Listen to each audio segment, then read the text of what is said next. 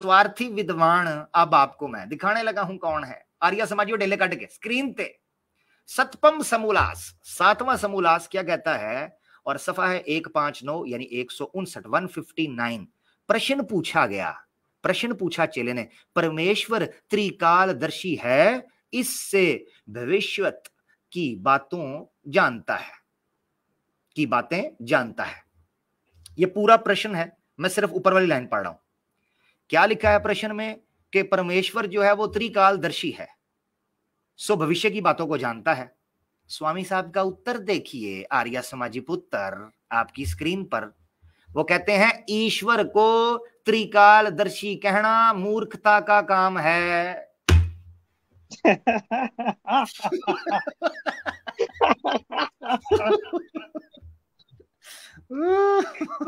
आए आए आए आए, क्या कहिएगा। तो अब उसने आगे एक्सप्लेन किया है, वो कहता है क्योंकि जो होकर ना रहे वो भूतकाल और ना होके होवे वो भविष्यत काल कहता है। स्वामी दयानंद सरस्वती यहां कह रहे हैं कि जो ईश्वर को त्रिकालदर्शी कहेगा वो मूर्खता का काम है, और यहां खुद मान रहे हैं मैक्स म्यूलर के सामने ऋग्वेद भाष्य भूमिका में कि ईश्वर जो है वेदों का कर्ता, वो त्रिकालदर्शी ईश्वर ने भूत भविष्यत वर्तमान तीनों कालों के व्यवहारों को यथावत जान के कहा है। तो मेरा सवाल ये है कि स्वामी दयानंद सरस्वती स्वार्थी विद्वान साबित हुआ, नंबर 1। नंबर 2, स्वामी दयानंद सरस्वती का कौन सा जो विचार है वो ठीक है, ईश्वर त्रिकालदर्शी है या ये मूर्खता की बात है। अगर वो है तो स्वामी साहब बाद में झूठे, और अगर स्वामी साहब बाद वाले सच्चे हैं तो स्वामी साहब वो वाले मूर्ख जो कि ऋग्वेद भाष्य भूमिका में है, तो मूर्ख साबित हुए। नंबर 1। नंबर 2, एक और पॉइंट बड़ा प्यारा मुझे एक जगह से मिला था, वो भी मैं यहां रख देना चाहता हूं। वो नीचे वाला है, वो कहते हैं जो होकर ना रहे वो भूतकाल और ना होके होवे वो भविष्यत काल कहता है। ये मुझे समझ नहीं आती, इस स्वामी साहब को इतनी फिलॉसफी झाड़ने की जरूरत क्या थी।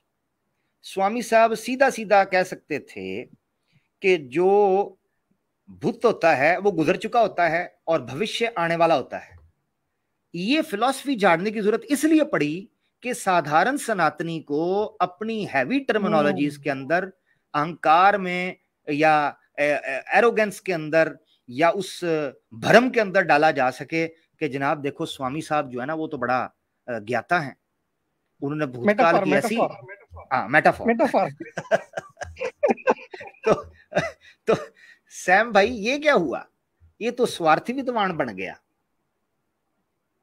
ये झूठा विद्वान है, स्वार्थी भी झूठा, पहले झूठा है फिर स्वार्थी है बाद में। और मूर्ख भी है खुद ही।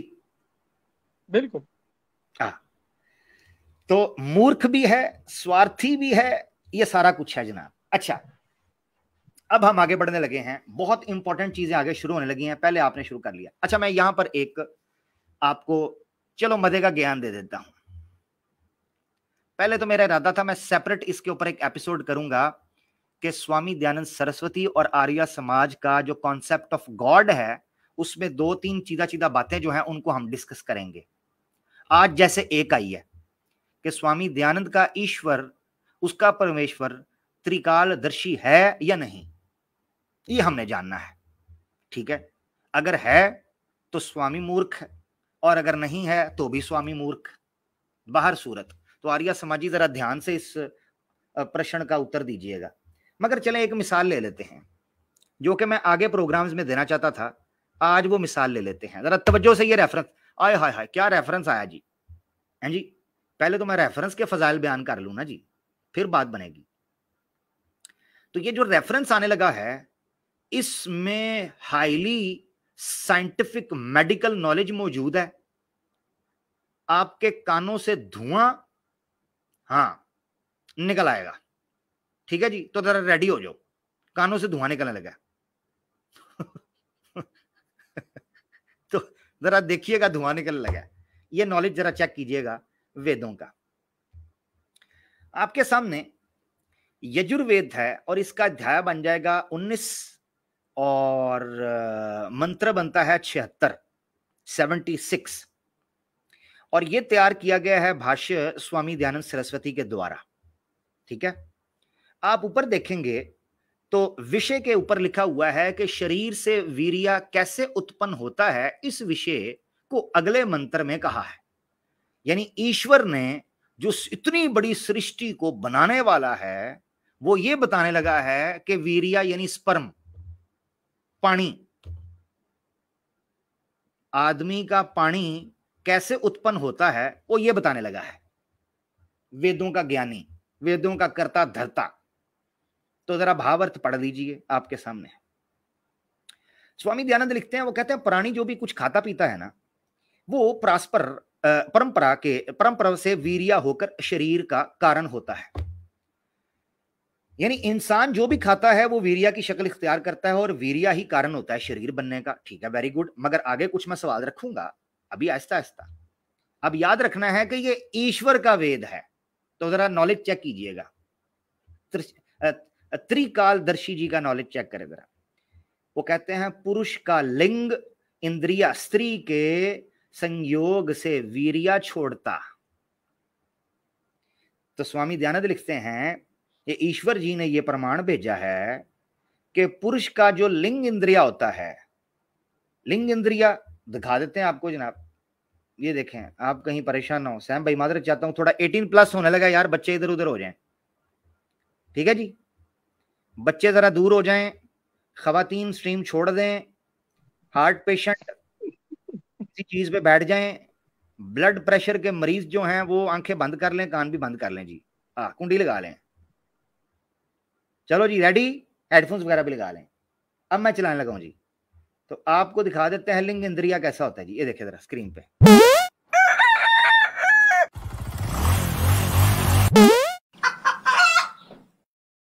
ठीक हो गया जी। अब हम बढ़ते हैं आगे। तो ईश्वर ज्ञानी साहब इनके वेदों के वो क्या कह रहे हैं? वो कह पुरुष का लिंग इंद्रिया स्त्री के संयोग से वीर्य छोड़ता है और इससे अलग मूत्र को छोड़ता है। लो, ये यजुर्वेद के अंदर ईश्वर बता रहे हैं स्वयं खुद के वीर्य और मूत्र में क्या अंतर है। तो वो बताते हैं कि जब ठोका ठुकाई चल रही हो तो उस संयोग से जो पानी निकलता है लिंग के अंदर से वो तो वीर्य होता है, और बैठे बिठाए एकदम वॉशरूम में जाकर पानी लीक हो जाए तो अलग मूत्र को छोड़ता है, वो मूत्र होता है। अब आगे देखिएगा सेकंड लाइन में, जो भावार्थ की सेकंड लाइन है, यानी नीचे से थर्ड लास्ट लाइन बन जाएगी। वो क्या लिखते हैं? कहते हैं इससे जाना जाता है, लो साइंटिफिक, तो इससे जाना जाता है कि शरीर में मूत्र के स्थान से पृथक स्थान में वीर्य रहता है। तो वो कहते हैं कि इस चीज से पता चलता है, यानी अगर मूत्र और वीर्य एक तरह के ना होते या एक तरह के हो जाते तो शायद एक ही स्थान से निकलते होते, और अगर और प्रकार के होते तो न जाने कोई तीसरा स्थान होता। तो रंग बदलने से, जगह बदलने से स्वामी साहब के वेदों के जो ईश्वर हैं उन्होंने कह दिया जनाब कि इससे जाना जाता है कि मूत्र का स्थान और वीर्य का स्थान भिन्न भिन्न स्थान है। ठीक है जी।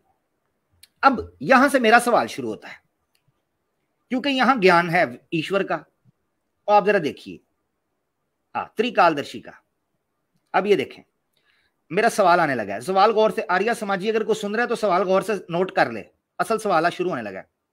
वो कहते हैं स्वामी दयानंद तीसरी सेकंड लास्ट लाइन में, वो कहते हैं वह वीर्य जिस कारण सब अंगों की आकृति उसमें रहती है, इसी से जिसके शरीर से वीर्य उत्पन्न होता है। अब यहां पर मेरा सवाल है, मगर जुमला मुकम्मल कर लेते हैं क्योंकि सवाल फिर ज्यादा अच्छी शक्ल में आ जाए। तो दोबारा से पढ़ रहा हूं। वो कहते हैं वह वीर्य जिस कारण सब अंगों की आकृति उसमें रहती है, उसी से जिसके शरीर से वीर्य उत्पन्न होता है, उसी की आकृति वाला संतान होता है। अब मेरा सवाल ले लें सवाल ले लें। सवाल ये है दोस्तों कि आज मेडिकल साइंस हमें बताती है कि बच्चे के फीचर्स, बच्चे की बॉडी और बच्चे की जो एम्ब्रियो की शेप है या बच्चे का जो शरीर है वो सिर्फ मर्द के वीर्य से तैयार नहीं होता। एक जाइगोट को एग की जरूरत होती है एम्ब्रियो की शक्ल इख्तियार करने के लिए, और किस तरीके से स्पर्म जो कि जाइगोट की शक्ल इख्तियार करे और कैसे वो सेल्स के क्रिएट कर कर कई हफ्ते में वो किस तरीके से एम्ब्रियो की शक्ल इख्तियार करता है, उसमें औरत का भी बराबर का हाथ होता है। मिसाल के तौर पर इसको जरा समझ लें, फिर आपको इतराज समझ आएगा वेद के ऊपर इतराज क्या है, क्योंकि आर्य समाजियों की बुद्धि विचारों की नष्ट हो चुकी हुई है तो उनको थोड़ा समझाना पड़ता है। देखें, नर और मादा दोनों के मिलाप से बच्चा पैदा होता है। ऐसा हो ही नहीं सकता कि सिर्फ वीर्या के अंदर सारे अंग हों, हाँ, और वीर्या ही डिसाइड करे कि संतान कैसी होगी तो जेनेटिकली स्पीकिंग वीर्या is the part of that embryo जब तक के औरत का एम्ब्रियो उसके अंदर शामिल नहीं होता। सॉरी, औरत का एम्ब्रियो कह रहा हूं, औरत का एग उसको कंसीव नहीं करता, फर्टिलाइज नहीं करता, ओवम, और वो एग बनकर उसको फर्टिलाइज नहीं होता, तब तक उस वीर्य की रति की हैसियत नहीं है। ठीक है ना? अच्छा, अब आपने पॉइंट समझना है। एक नर और मादा मिलते हैं तो टोटल क्रोमोसोम्स बनते हैं 46। 23 क्रोमोसोम्स मेल की तरफ से आते हैं, 23 क्रोमोसोम्स आते हैं फीमेल की तरफ से। सिंपल साइंस है, कोई रॉकेट साइंस नहीं है। मां और बाप दोनों का वंश होता है, वो दोनों के अंग लेता है वो, और इसी को कहते हैं कि डोमिनेंट जो आपके जीन्स होते हैं, डोमिनेंट जीन्स, वो उनके फीचर्स लेता है। स्वामी दयानंद सरस्वती ने यजुर्वेद के भाष्य में बेड़ा गर्क कर दिया और सारे के सारे फेस फीचर्स और अंग वीर्या से मंसूब कर दिए। ए वीर्या देता है। याद रखें, यहां कोई कह सकता है जी वीर्या में औरत भी शामिल, ना ना ना ना ना, औरत के लिए रजस्वल अलहदा इस्तेमाल होता है। तो जो वीर्या है वो मेल स्पर्म को, ये मेल उस फ्लूइड को कहते हैं। तो सवाल ये है, अब जरा, अब सुन लिया आपने, समझ लिया आपने कि औरत का क्या रोल है। अब मैं आपको दोबारा ये सुनाता हूं। अब किसी डेढ़ शाणे ने बताना है कि ये साइंटिफिकली कैसे सही है। दोबारा सुने, नीचे वाली 3 लाइनें। व वीर्या जिस कारण, जो आप दोबारा सुनिए, व वीर्या जिस कारण सब अंगों की आकृति उसमें रहती है। सुन लिया आपने? वीर्या के अंदर सब अंगों की आकृति उसमें रहती है, इसी से जिसके शरीर से वीर्या उत्पन्न होता है। कोई ये भी ना कह सके कि वीर्या अंदर जाके बनता है, नहीं, वीर्या शरीर से उत्पन्न होता है। यानी आसान लफ्जों में यह समझें कि स्पर्म को वीर्या, जायगोट को भी वीर्या नहीं कहा जा रहा। पॉइंट समझ लिया आपने? जायगोट के ऊपर भी वीर्या का लफ्ज नहीं बोला जा सकता, स्पर्म के ऊपर बोला जा सकता है। ठीक है? ये सेमिनल फ्लूइड के ऊपर जो निकलता है आपका बड़ी तादाद में, उसके ऊपर वीर्या बोला जा सकता है।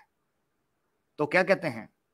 वह वीर्या जिस कारण सब अंगों की आकृति उसमें रहती है, उसमें होती है सारी डिटेल्स, इसी से जिसके शरीर से वीर्या उत्पन्न होता है उसी की आकृति वाला संतान होता है। तो सवाल ये उठता है कि जेनेटिक्स की मां बहन कर दी स्वामी दयानंद ने, और स्वामी दयानंद के भाष्य के अनुसार यह जाना जाता है कि ईश्वर ने कर दी, फिर जो वेदों का है। भाई हम तो इसको ईश्वर का ज्ञान नहीं मानते, सीधी सी बात है, हाँ? तो ये याद रखें कि ईश्वर का ज्ञान ये नहीं हो सकता, इसमें साइंटिफिक एरर है। अब आपको समझ आ गई होगी मेरा इतराज क्या था। तो यहां पर एक चीज ये समझने की है कि किस तरीके से ईश्वर स्वामी दयानंद सरस्वती ने 1.5 शरणापंथी करते हुए जहां से विज्ञान का इल्म झाड़ने या विज्ञान झाड़ने की कोशिश की, वहीं से आगे विज्ञान की धज्जियां भी उड़ा दी। तो एक जगह से ये झाड़ने की कोशिश की कि एक जगह से वीर्या छूटता है, उसी जगह से मूत्र छूटता है, मगर चूंकि जगह मुख्तलिफ है लिहाजा ये मानना पड़ेगा कि वीर्या का स्थान और है और मूत्र का स्थान और, ठीक है, शरीर के अंदर। मगर आगे बेड़ा गर्क कर दिया। ये वो मेरे सवालात हैं जिनका जवाब आर्या समाजी के पास कयामत तक, बल्कि जन्नत जहन्नम तकसीम होने तक, पुल सरात गुजरने तक और आबे जो कौसर है, हौजे कौसर से बट जाने तक का टाइम है। तब तक मुझे आकर बता देना, मैं जनाब आपका इंतजार करूंगा इस उत्तर के लिए, ठीक है ना जी। अब ये मैंने सिर्फ पॉइंट पॉइंट रखना चाहता हूँ आमिर भाई कि यहाँ पर जो ईश्वरी ज्ञान है इनका, ये सिर्फ मेल को ही इम्पोर्टेंस दे रहा है। मतलब आदमी के ही स्पर्म में सारी चीजें रहती है, आपके फीचर्स डिसाइड हो जाते हैं, बच्चा पैदा करना नहीं करना ये सारे आदमी से ही है। सारे स्पर्म्स के बारे में सिर्फ ओवा को रिजेक्ट कर दिया गया है। मतलब ओवा की कुछ हैसियत नहीं है, कुछ वैल्यू नहीं है, अगर स्पर्म है तो ही बच्चा पैदा होता है और सारे फीचर्स उसके आते हैं। ओवा रहो या ना रहो, इंपॉर्टेंस स्पर्म को दिया गया है। ऐसी ही कुछ चीज श्रीमद् भागवतम में भी मिलती है, जहां पर मित्रा और वरुणा की पैदाइश हुई थी सिर्फ और सिर्फ स्पर्म से, औरत का कोई अमल दखल नहीं। स्पर्म एक पॉट में डाले और कुछ दिन के बाद उसमें से बच्चे निकल गए, सिर्फ स्पर्म, ओवा नहीं। ओल्डेस्ट टेस्ट ट्यूब बेबी जी, जबरदस्त हो गया, जबरदस्त। तो शायद ये दयानंद सरस्वती यहाँ से ही कुछ पिक एंड चूज किए होगी ये साइंस, बिल्कुल। क्योंकि वो भी पहले के लोग ये भी बोलते हैं आमिर भाई कि दयानंद जो है पहले पुरानी की थे, पुरानास को पढ़ते थे, पुरानास में ही मानते थे। एक हमारा कॉलर आया था लास्ट टाइम, वो खुद बोला है कि दयानंद सरस्वती पौराणिक थे, उसके बाद पढ़ने के बाद फिर वो आर्य समाजी बने। तो शायद ये सब ज्ञान जो फिर ईश्वर का ज्ञान है वहां से लिए होंगे कि सिर्फ मेल के स्पर्म से ही सब कुछ हो जाता है। बिल्कुल। अच्छा, दूसरी चीज ये देखने की है कि जोर जिस चीज पर दिया गया वो अंगों पर, शरीर के अंग, ठीक है ना।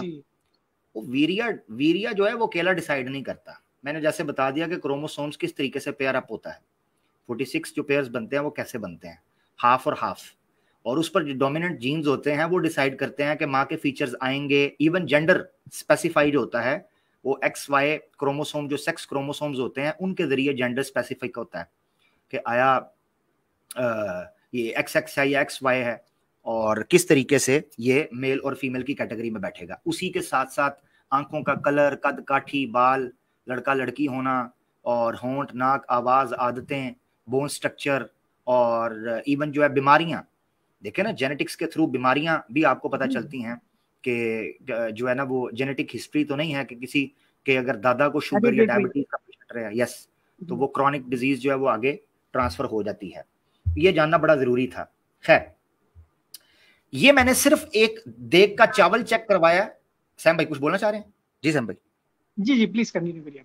अच्छा ठीक है, आप बोलना चाहें जब भी मुझे बता दीजिएगा। अच्छा, ये मैंने सिर्फ देख का एक चावल चेक करवाया है कि आगे एपिसोड आने वाले हैं जिनमें मैं कुछ इस तरह की अद्भुत किस्म की जो वैज्ञानिक ड्रामेबाजी है स्वामी टिड्डल दयानंद सरस्वती की, वो मैं आपको दिखाऊंगा। ठीक है जी। तो अभी हम शुरू करने लगे हैं, जो मैं पहले कुछ चीजें बयान कर चुका हूं। आ जाते हैं आज के हालात और वाकयात के ऊपर। आगे चलकर बहुत कुछ आपको सुनने को मिलेगा। तो चलें आगे बढ़ते हैं हमारी अगली बातों की तरफ। बहुत बातें हमने इस विषय के ऊपर कर ली हैं। आपको याद होगा इंडिया के हालात कैसे चल रहे हैं, ठीक है जी। इंडिया में सनातनी महिलाएं और सनातनी लड़के, युवा पीढ़ी जो है वो डेटिंग कर रही है। ओयो रूम्स बने हुए हैं, पार्क्स में चले जाते हैं, यूनिवर्सिटीज के अंदर मिल रहे हैं और full on dating mode on है, बल्कि लिविंग रिलेशनशिप भी जो है उसको नॉर्मलाइज कर दिया गया है। ठीक है ना जी, ये आप देखते रहते हैं। ऐसी सूरत में स्वामी दयानंद सरस्वती साहब जो हैं वो मैदान में आते हैं और वो युवा पीढ़ी, ऑब्वियसली वो रिफॉर्मर थे, तो युवा पीढ़ी के लिए उन्होंने जो आदेश दिए हैं उसको हमने सामने रखना है और हमने देखना है कि क्या आज के सनातन धर्म के मानने वाले लोग प्रैक्टिकली उस चीज को देख पाएंगे, कर पाएंगे। सनातनी तो छोड़ दें, क्या आर्या समाजी इस चीज पर पूरा उतरते हैं? अभी पिछले दिनों एक लौंडे ने कम्युनिटी पोस्ट लगाकर कहा, जनाब जनाब गुरु हो तो ऐसा और चेला हो तो वैसा, तुम्हारे ऐसे की भी ऐसी तैसी और तुम्हारे वैसे की भी ऐसी की तैसी अभी होने लगी है। सवाल सिर्फ ये है कि क्या कोई आर्या समाजी भी इन चीजों के ऊपर अमल करता है? ये पहला प्रश्न मेरा होने लगा है। तो चलें पहले एक लाइनर जो है वो बैकग्राउंड में दे देता हूं। याद रखें, आर्या समाज के अंदर शादी का तरीकाकार जो है किस तरीके पर होगा, इसको जानना भी बड़ा जरूरी है। क्योंकि अभी जो पीछे मैंने दिखाया था कि वीरिया छोड़ना, ठीक है जी, यूनी के अंदर उसको निचोड़ना, ये सारी ड्रामेबाजी जो है ये तो आती रहेगी, और पीछे भी मैंने आपको सुना दी यजुर्वेद से। तो आप जरा देखेंगे कि वीरिया उचड़ने से पहले कोई महिला भी तो चाहिए होती है ना जी, सनातनी को शादी भी तो करनी है ना जी। वो शादी करनी कैसे है? वो इस विषय के ऊपर, यानी विवाह विषय के ऊपर या विवाह लक्षण के ऊपर बात करते हुए स्वामी दयानंद सरस्वती क्या लिखते हैं, आए और आज के इंडियन जो हिंदूज हैं उनकी वर्तमान में सूरत हाल को जानने की कोशिश करते हैं। ये देखें, छोटा सा वाला, इसके बाद मैं ओरिजिनल बुक ओपन करके कुछ एक दो पैराग्राफ्स हैं वो पढ़ना चाहता हूं, बड़े जरूरी हैं। तो चतुर्थ समोल्लास है, यानी चौथा समोल्लास है, और सफा बन जाएगा 881 उसमें वो क्या लिखते हैं, 3 लाइनें आखिरी वो पढ़ रहा हूं। यहां पर बेसिकली थोड़ा सा बैकग्राउंड इसमें भी ले लें। यहां पर इन्होंने 8 प्रकार के जो विवाह हैं उनको बयान किया है, जिसमें ब्रह्म विवाह है और दूसरे विवाह हैं, ठीक है, मध्यम है, वो मध्यम किस्म के जो विवाह हैं, देव विवाह है, असुर विवाह है, राक्षस है, ठीक है, और इसी तरीके से दूसरे विवाह हैं, ठीक है, पिशाच विवाह है। ये सारे विवाह जो हैं वो बताए गए हैं। इनको बताने के बाद 3 लाइनें आपने पढ़नी हैं जो मैंने हाईलाइट की हैं। वो कहते हैं, इसलिए यही निश्चय है रखना चाहिए, इसलिए यही निश्चय रखना चाहिए कि कन्या और वर का विवाह के पूर्व एकांत में मेल ना होना चाहिए। स्वामी साहब कहते हैं, याद रखें कि शादी से पहले लड़के और लड़की का अकेले में कभी भी मिलना नहीं चाहिए, क्योंकि युवावस्था में स्त्री पुरुष का एकांतवास दोषण कारक है। क्या मतलब है? वो कहते हैं कि अगर जवानी के अंदर लड़के और लड़की को अकेले मिलने दिया जाए तो उसमें घपा घप तो ठपा ठप ते पपा पप आ जनाब रंग रलियां मनाते हुए ओयो रूम्स के अंदर से निकला करेंगी युवा पीढ़ी। स्वामी दयानंद सरस्वती साहब कह रहे हैं कि एकांत में इनको नहीं मिलने देना चाहिए। ये आपके सामने है।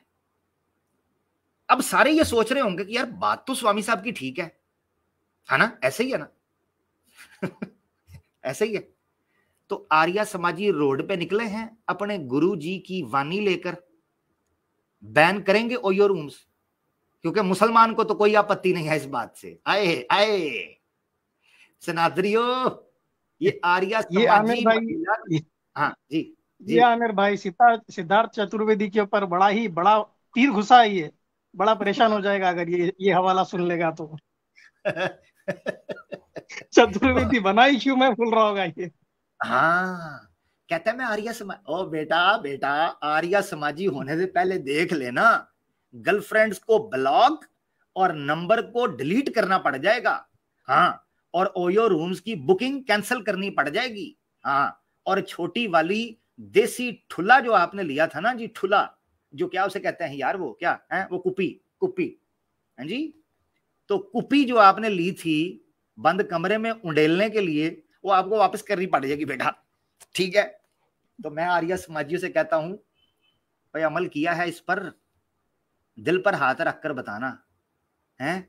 और दिल्ली पुस्तक मेले में जाने वाले कांगड़ी पहलवान लौंडे, बता जरा। और यहां यह भी कह दूं कि आर्या समाजी और आरएसएस के पिल्ले भगवा लव ट्रैप के नाम के ऊपर जनाब भड़वागिरी जो कर रहे हैं सोशल मीडिया के ऊपर, हमारी मुसलमान महिलाओं को ये फॉरवर्ड करो और इनके लौंडे लपाड़ों को कहो, ये देखो तुम्हारे स्वामी दयानंद ने क्या कहा हुआ है, इस भड़वागिरी को बंद करो। निकला है कोई आर्या समाजी बाहर? बताएं मुझे, आर्या समाजी रोड पर निकले ना, मैं देखता हूं। ये है। अब जो कह रहे थे ना जी बात तो सही है, उनकी हो गई हवा टाइट। हाँ बस, ये बात तो सही है किताब में, इसको बाहर निकालना है। ये आपका धर्म ग्रंथ है।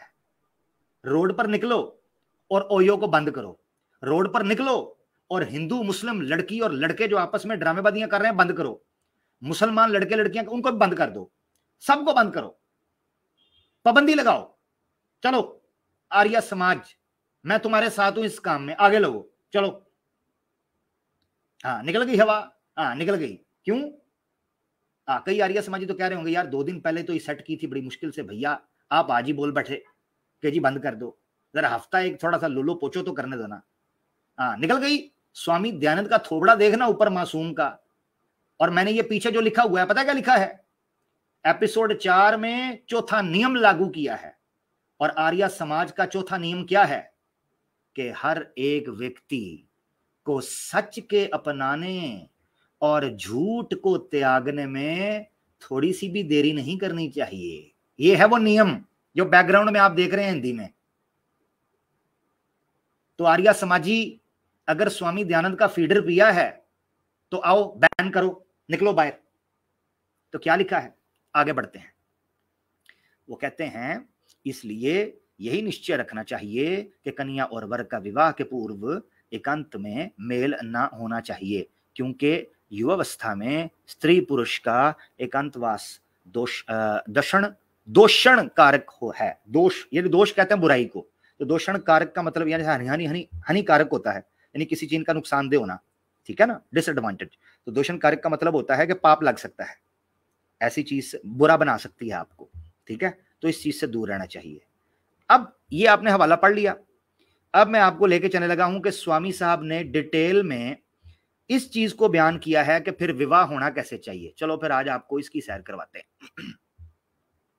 ठीक है जी सैम भाई, ये जो 2-3 पैराग्राफ है ना, मैं चाहता हूं कि आज पब्लिक के सामने ना रिकॉर्ड सेट करने के लिए इसको पढ़ा जाए और आर्य समाजियों से पूछा जाए कि इस पर अमल कौन कौन करता है। स्क्रीन आ जाए जरा, ठीक है ना जी सैम भाई? लो जी आर्य समाजियों, तगड़े हो जाओ और मुझे बताना है कि इन चीजों के ऊपर कौन कौन अमल करता है। मेरे जो मेरी मुझे आपत्ति होगी मैं वो प्रश्न करता जाऊंगा, लिखते जाना, और मेरा पुत्र लाइव आकर देना है उसका उत्तर, वरना मैंने फड़ लेना है छितर और लाल कर देना है चूतड़, और तबीयत तुम्हारी कर दूंगा सूतर, फिर पकड़ते रहना मेरा कबूतर। लो जी आगे। अच्छा तो अपना आगे बढ़ते हैं सैम भाई। ये देखें जी, दोषण कारक है, यहां तक हमने पढ़ा था, अब मैं यहां से शुरू करने लगा हूं, ठीक है जी।